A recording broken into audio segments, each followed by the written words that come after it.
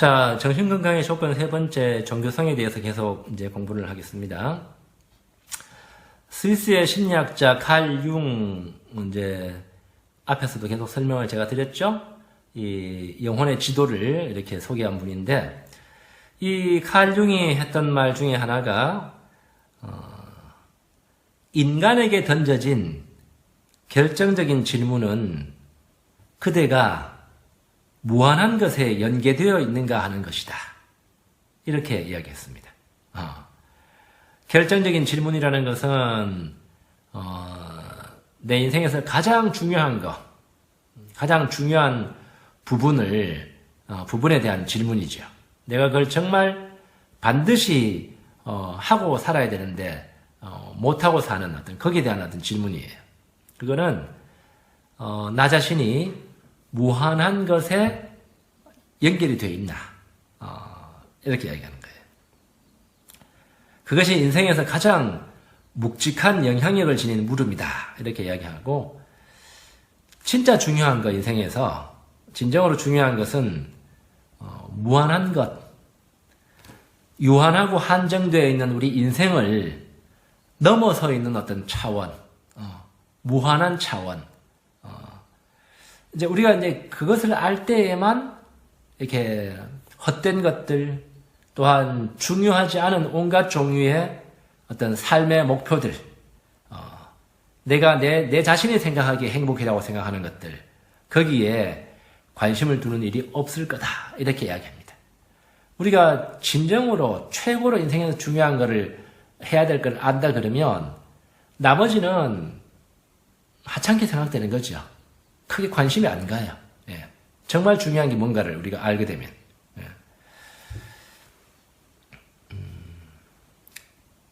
그래서 우리가 그거를 이제 알고 체험하고 삶에서 살아내지 않으면 인생은 낭비일 뿐이다.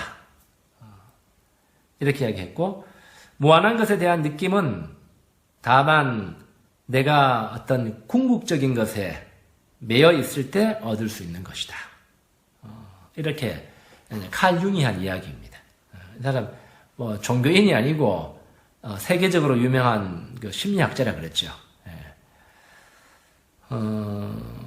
그래서 이 궁극적인 것이라는 것은 이 우주를 움직이는 힘, 우리 생명을 주관하는 힘, 그것이 내 것이 아니고 그런 힘이 있다라는 것, 그리고 그런 것에 내가 연결되어 있을 때 얻는 느낌.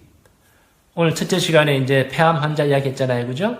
그분은 인생에서 처음으로 자기 안에 있는 무한한 것, 궁극적인 것에 대해 가지고 어떤 그 연결되는 느낌을 받은 거예요. 그러니까 입을 다물 수 없을 만큼 미소가 나온다고, 웃음이 나온다고 그렇게 말하잖아요. 63세의 폐암 말기에 있는 환자가 지금 그런 미소가 나올 수가 없습니다. 지금 뭐 즐거운 것이 있다고 그렇게 했어요. 그죠? 근데 그런 생명 현상의 어떤 새로운 어떤 힘을 느끼니까 웃음이 나오는 거예요. 그래서 이제 앞에 충분히 제가 이제 예를 이제 들었으면 좀 느낌이 오실 거예요.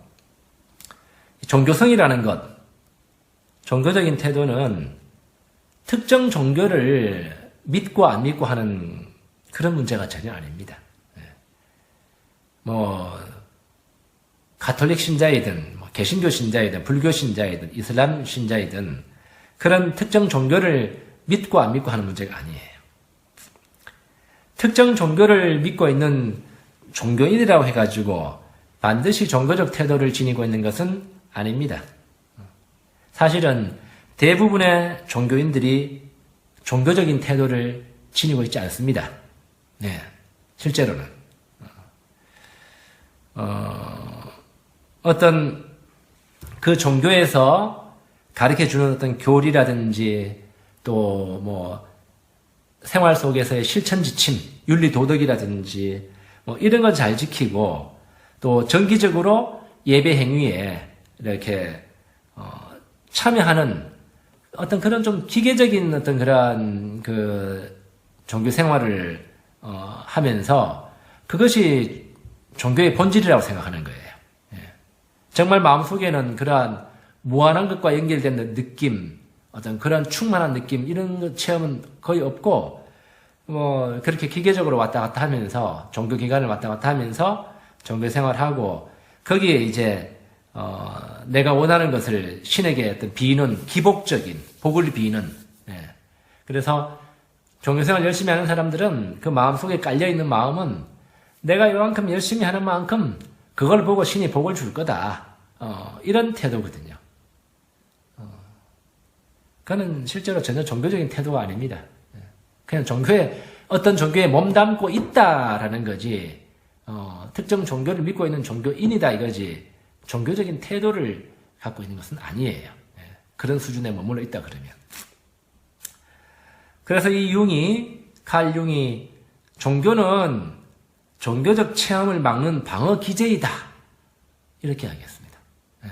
오히려 종교가 종교적인 체험으로 나아가는 것을 막는 이제 그 걸림돌 역할을 하는 거예요. 무슨 말일까요? 방금 이야기한 것처럼 사람들이 정말 자기 내면으로 들어가서 신을 만나고 신적인 체험, 궁극적인 것을 만나는 그런 것은 그게 제일 사실은 신을 체험하는 방법인데 그거는 전혀 알지도 못하고 하고 싶지도 않으니까 이제 종교가 제시하는 어떤 실천적인 측면들 여기에만 매달리는 거예요. 예. 그게 더 편하고 어렵지 않으니까 크게 어렵지 않잖아요. 적당히 헌금 내고 적당히 시간 내가지고 그냥 문화생활 하듯이 뭐 예배행위, 예불행위, 미사 이런데 뭐 적당히 참여하고 그 정도만 하면 이제 복을 보장받는데 뭐 더 하려고 그러겠어요. 그죠? 네. 그래서 오히려 사람들이 이제 종교라는 것은 그렇게 내면의 신을 만나고 체험하는 길로 이끌기 위한 가장 기본적인, 가장 초보적인 가르침들이고 예식 행위예요. 가장 초보적인 거예요. 근데 사람들은 그게 전부라고 생각하고 거기에만 머물러 있는 거예요. 그러니까 오히려 진짜 종교적인 체험으로 나아가는 걸림돌이 되는 거죠. 그래서 이거는 종교는 어떻게 보면 좀 심하게 말하면 필요악일 수도 있어요. 필요하기는 해요. 기본적으로 신에 대해서 알려주는 거는 역할을 하니까. 그러나 종교가 사람들을 거기에만 가둬둡니다. 종교인들 자체도 더 깊은 체험이 없는 사람들이 많기 때문에 목사든 신부든 뭐 스님들 마찬가지예요. 더 깊은 그러한 내면의 체험 없이 앵무새처럼 종교의 어떤 교리나 뭐 내용들을 그냥 앵무새처럼 말만 하고 있는 것 뿐이지 그런 사람들이 뭐 이끌어줄 수 있겠어요. 그죠? 그런 의미에서는 어떻게 보면 종교가 하나의 좀 제도적인 악으로 볼 수도 있습니다. 사실은. 예. 실제로 종교가 제 역할을 하고 있다 그러면 지금처럼 종교 인구가 그렇게 많아서는 안 됩니다. 대형 교회에 수만 명씩 앉아 있고, 그죠? 그런 일이 일어나서는 안 되죠. 왜냐하면 충분히 개개인의 내면에 신을 찾아가는 길이 있다라는 것을 가르쳐 줬다 그러면 더 이상 교회에 나오지 말도록 해야 되죠. 독립적으로 삶 속에서 자기 안에서 신을 찾고 그 힘으로 살아갈 수 있는 힘을 종교가 충분히 길러줬다 그러면 사실은 교회나 절이나 텅텅 비어 있어야 정상입니다. 그러나 그런 역할을 현대 종교가 제대로 못하고 있기 때문에 아직도 사람들이 교회에 수만 명씩 앉아가지고 애들처럼 복 빌고 앉아 있는 거예요. 예. 종교가 제 기능을 못하는 겁니다. 조금 심하게 이제 비판을 좀 했었지만 나 자신이 종교인이지만 현실이고 진실입니다. 예. 그래서 종교는 오늘날 이 한국말로 종교라는 말은 이제 한자어인데요. 종교의 원래 의미를 제대로 잘 담고 있지 못합니다. 왜냐하면 이 종교할 때 종자는 마루 종자, 높을 종자이고 가르칠 교자예요. 그래서 어떤 높은 가르침, 다시 말해서 어떤 수준 높은 윤리 도덕 체계의 수준에 이렇게 머물러 있습니다. 예.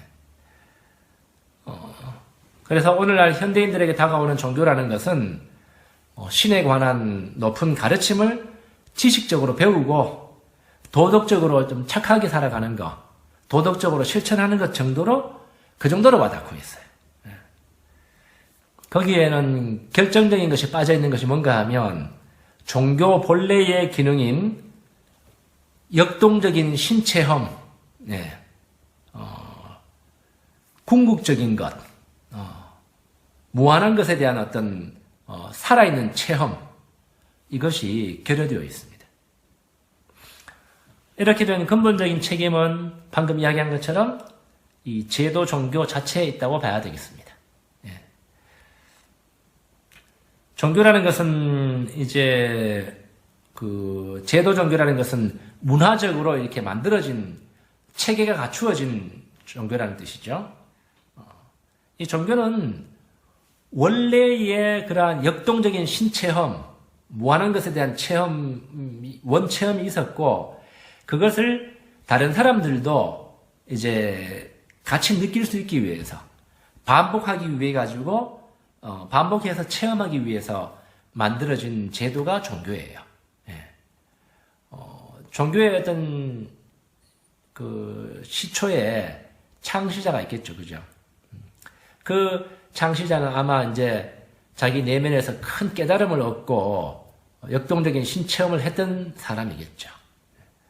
그 사람의 그런 체험들을 제자들이라든지 자신을 따르는 사람들도 이제 같은 체험을 하도록 하기 위해 가지고 이제 후대의 사람들이 이제 하나의 문화적인 형식으로 이제 만든 것이 이제 종교죠.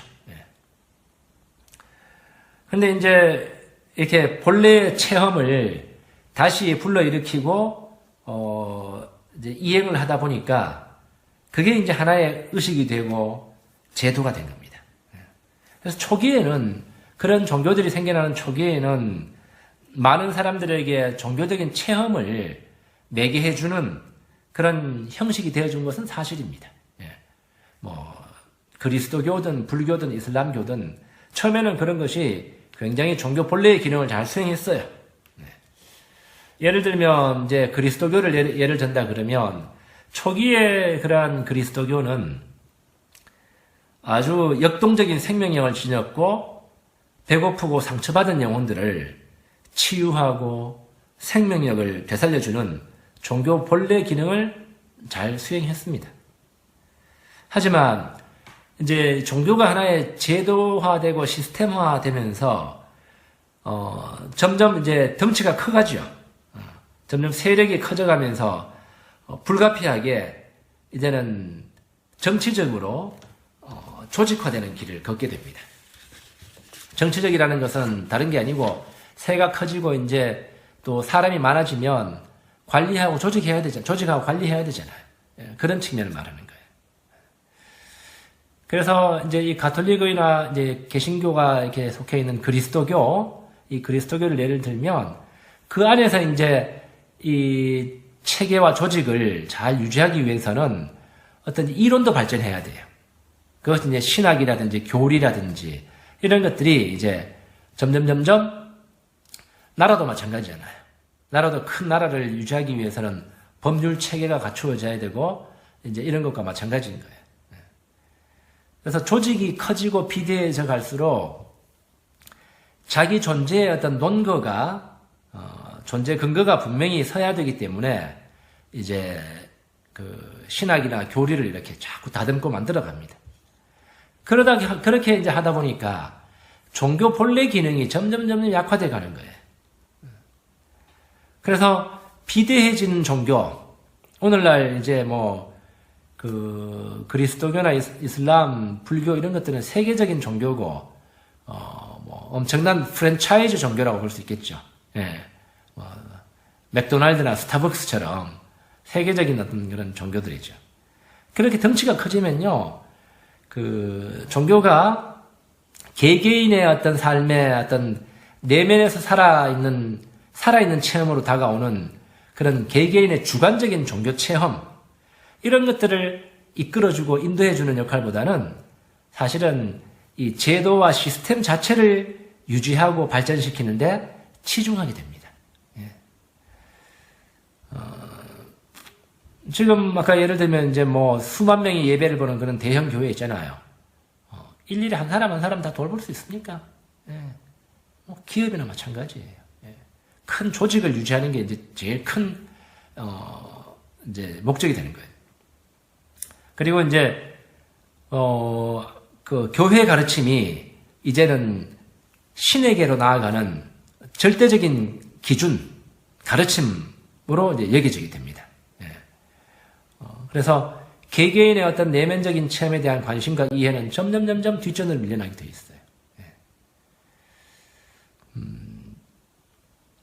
그러다 보니까 오늘 이제 폐암 환자 예를 든 것처럼 개인의 내면에서 일어나는 그러한 어떤 현상들, 놀라운 정신적인 현상들, 예. 교회는, 가톨릭 교회는 그런 것이 신이 다가오는 현상이라는 것을 알지도 못하고 인정하지도 않습니다. 예. 그 안에는 예수 그리스도도 안 보이고, 그 내면 체험에는 하느님도 안 보이고, 성모 마리아도 안 보이고, 예. 종교적인 현상이라고 보이는 그런 사인들이 없기 때문에 인정하지 않습니다. 하지만 거기에 나타나는 광활한 잔디밭, 푸른 하늘, 어떤 우주와 하나 되는 느낌, 그건 살아있는 신이에요. 제도 종교에서 말하는 그러한 종교적인 인물이 나오지는 않지만 살아있는 신의 현상입니다. 놀랍게도 이제 무의식을 바라보면 그런 현상들이 모든 사람 안에 똑같이 일어나고 있다는 것을 나는 수도 없이 많이 봐왔어요. 심리치료를 하면서. 예. 아이건 어른이건 마찬가지예요. 아이들은 더 예민하게 더 잘 보죠. 예, 순수하니까. 또 뭐 배움이 많건 배움이 없건 상관없어요. 예. 뭐 무의식이라든지 뭐 심리학이라든지 그런 말을 한마디도 몰라도 상관없습니다. 예.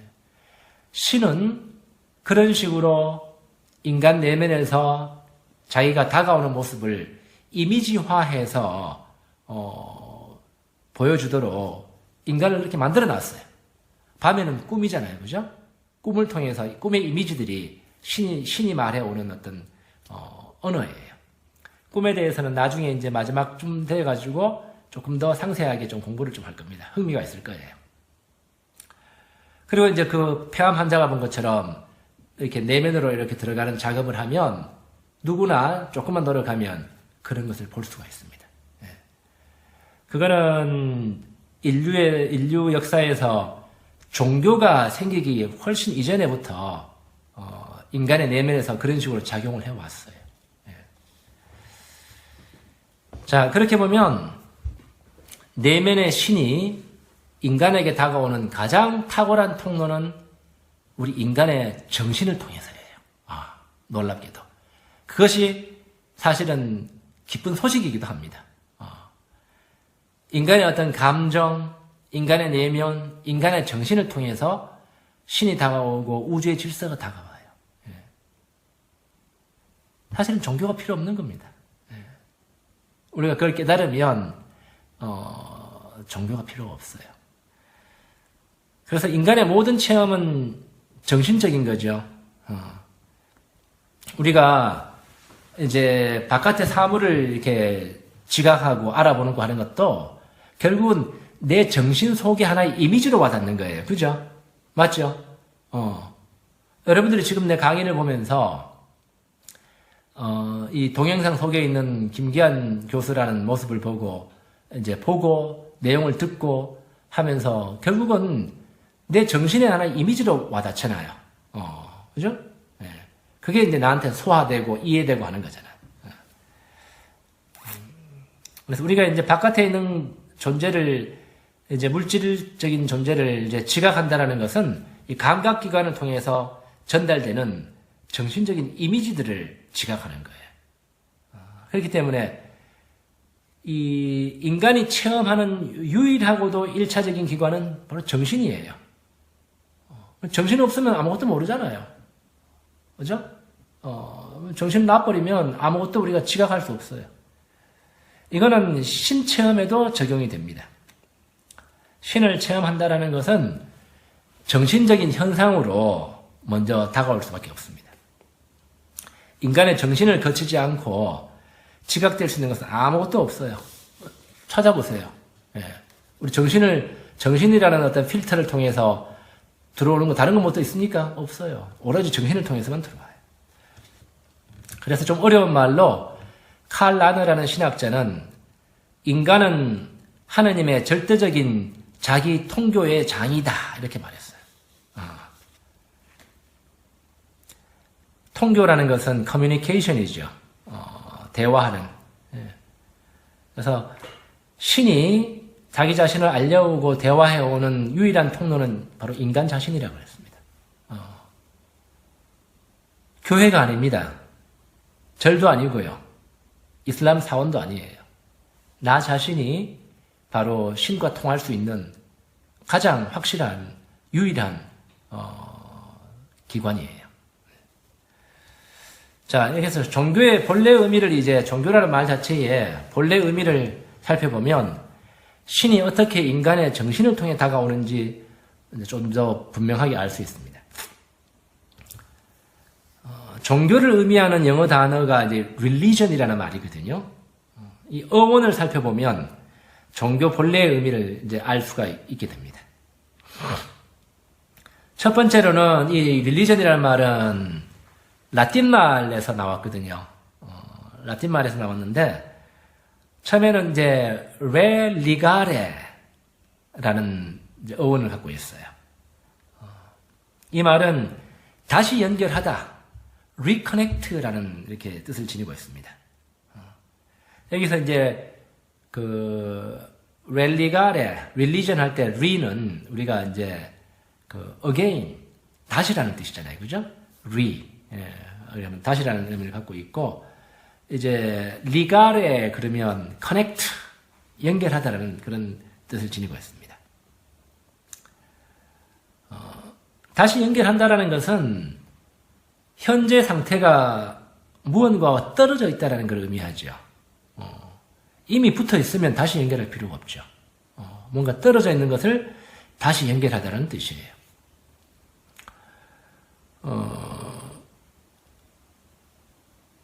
여기서 말하는 떨어져 있다는 것은 인간이 자신의 원천이고 근거이고 배경인 신과 떨어져 있는 상태를 말해요. 그리고 그 하느님과 그 신과 다시 연결되어야 한다. 다시 연결된다라는 것이 이 리커넥트의 의미인 거예요. 그래야만이 우리가 힘을 얻을 수 있다. 그걸 알려주는 겁니다. 여러분들이 요즘 현대인들이 얼마나 자기도 모르게 종교적인 태도를 지향하고 있는가 한번 볼까요? 여러분들이 이렇게 하루 종일 들고 들여다보고 있는 스마트폰. 스마트폰은 이 다시 연결되고 싶은 인간의 욕구를 가장 잘 반영해주는 도구입니다. 그 간접적으로 다시 연결되고 싶은 인간의 욕구를 채워주기 때문에 사람들이 거의 이제 하느님 수준으로 폰느님이죠. 폰느님. 모시고 살아가는 거예요. 예. 왜냐하면 적어도 우리가 이제 이 스위치만, 스마트폰에 스위치만 딱 누르면 다른 세계와 연결된 느낌을 주잖아요.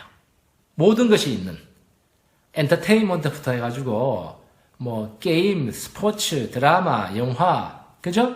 뭐 어떤 사람들은 야동도 보겠죠. 네. 그러한 모든 것이 있다고 생각할 때는 전지전능하다고 느껴지잖아요. 하느님처럼. 네. 그거하고 다시 연결되어 있는 느낌은 뭔가 궁극적인 원천, 연결된 느낌을 주기 때문에 그렇습니다. 물론 그냥 임시적으로 연결된 느낌, 사이비 연결된 느낌이긴 하지만 진짜 종교적인 느낌은 아니지만 적어도 그러한 욕구를 어느 정도는 채워주기 때문에 사람들이 폰느님으로 모시는 거예요.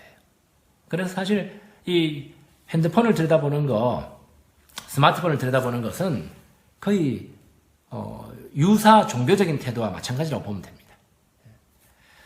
자, 시간 관계상 다음 주에 이제 이 종교성은 좀 중요하기 때문에 다음 주 이제 시간에 앞에 조금 더 설명하고 정신건강의 네 번째 조건에 대해서 또 계속 공부해 나가도록 하겠습니다. 네, 감사합니다.